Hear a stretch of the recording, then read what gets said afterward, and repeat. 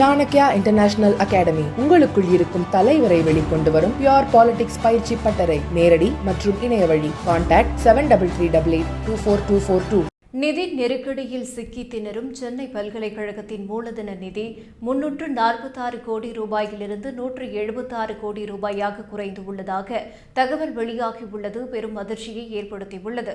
துணைவேந்தர் இல்லாத 1.5 ஆண்டுகளில் இந்த அளவுக்கு மூலதன நிதியில் கை வைக்கப்பட்டு உள்ளதால் பல்கலைக்கழக செயல்பாடுகள் முடங்கும் நிலை ஏற்படும் என்று கல்வியாளர்கள் குற்றம் சாட்டுகின்றனர்.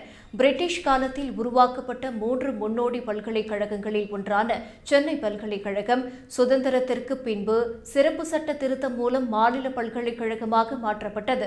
10 ஆண்டுகளுக்கு மேல் மாநில பல்கலைக்கழகத்தில் ஆராய்ச்சி திட்டங்கள் பெரிய அளவில் நடைபெறாததால் பல்கலைக்கழக மானியக் குழுவின் நிதி 80% மேல் கிடைக்கவில்லை. அதே சமயம் தனியார் பல்கலைக்கழகங்கள் பெருகிவிட்டதாலும் கலை அறிவியல் பட்டதாரிகளுக்கு வேலை கிடைக்காததாலும் மாநில பல்கலைக்கழகத்திலும் அவற்றின் இணைப்பு கல்லூரிகளிலும் சேரும் மாணவர்களின் எண்ணிக்கையும் இப்போது குறைந்து வருகிறது.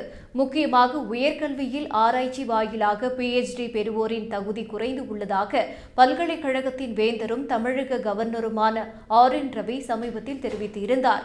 கடந்த 10 ஆண்டுகளில் 465 பேர் ஓய்வு பெற்ற நிலையில் அவர்களுக்கு 95.44 கோடி ரூபாய் ஓய்வூதியம் வழங்கப்படவில்லை.